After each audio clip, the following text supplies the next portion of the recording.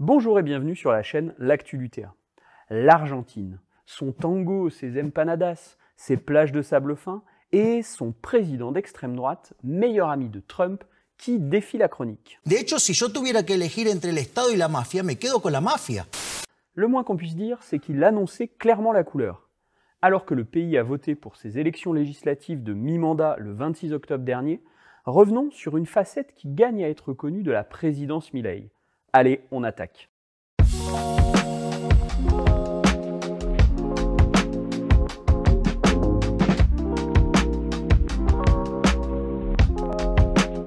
On vous avait parlé il y a quelque temps de la politique économique de Javier Milei, le président libertarien réactionnaire élu en 2023. Malgré une propagande à toute épreuve, la pauvreté y est devenue la norme, dans un pays où les prix des produits de base ont flambé sous l'effet de la fin des subventions publiques.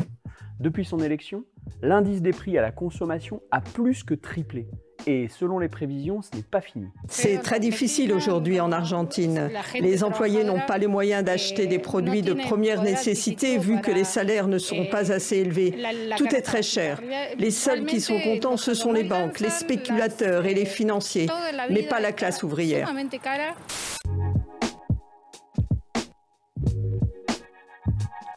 Une politique ultralibérale qui n'a pourtant pas tiré le pays de l'ornière et contraint Donald Trump à intervenir. Aux 20 milliards de dollars d'échanges de devises octroyés par les USA, doublés d'un soutien officiel massif de la Fed, la Banque centrale des États-Unis, sur les marchés financiers, il faut ajouter les prêts accordés en avril par le FMI, la Banque mondiale et la Banque interaméricaine de développement, pour un montant de 42 milliards. Sans toutefois écarter le spectre de la crise monétaire. On ne peut pas vraiment dire que Donald Trump va sauver l'Argentine. Non, il va tout simplement sauver son allié de longue date, avec un petit chantage à la clé. Une politique d'ingérence assumée qui aura payé ce dimanche 26 octobre, avec d'un côté un rabattage des suffrages conservateurs vers le parti de Milei, qui siphonne intégralement les partis de droite traditionnels, et de l'autre une démobilisation sans précédent de l'électorat de gauche. Le taux de participation aura en effet été le plus bas depuis la chute des dictatures, témoignant d'une désespérance inquiétante. Car, au-delà de sa politique ultralibérale, on va voir que le président Milei s'est distingué dans un autre domaine. Mais avant ça, on vous invite à soutenir la chaîne du Travailleur Alpin en partageant cette vidéo sur vos réseaux sociaux, en vous abonnant et en posant un pouce bleu pour rendre visibles nos contenus sur YouTube.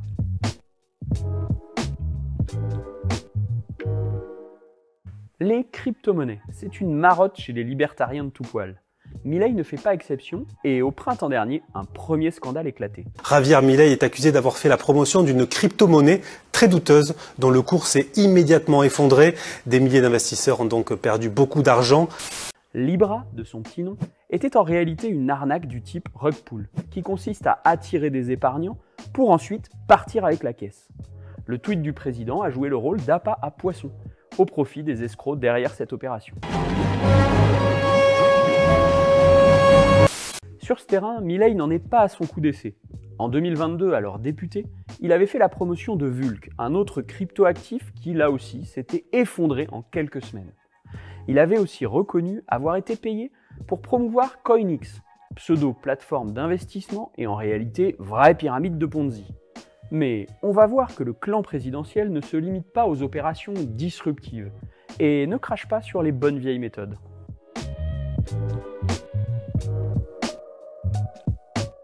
L'extrême droite latino-américaine ne serait pas elle-même sans ses liens avec les narcotrafiquants qui pourrissent une partie du continent. Il y a quelques semaines, un député du parti La Liberté Avance de Javier Milei était contraint de se retirer de la course des législatives après que ses liens avec le narcotrafiquant Federico Machado aient été révélés. Il aurait bénéficié de pas moins de 5 millions de dollars pour financer ses campagnes électorales. Une broutille. Allez, dossier suivant. Elle est son pilier, son plus fervent soutien, et quand il s'agit de lui rendre hommage, le président argentin ne lésine pas. C'est le dernier en date, et pas des moindres. Des enregistrements sonores du directeur de l'Agence nationale du handicap, nommé par Milei à ce poste, exposent un vaste système de pots de vin qui rapporterait un demi-million de dollars par mois, correspondant à 3% des montants payés par l'agence à la société pharmaceutique Suizo Argentina.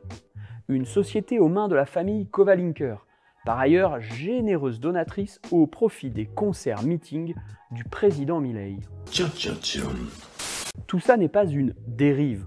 Quand vous avez des gens qui considèrent que la société n'existe pas, que l'intérêt général n'existe pas, et que tout n'est qu'intérêt individuel et loi de la jungle, ce n'est pas étonnant qu'ils commencent par se servir eux-mêmes.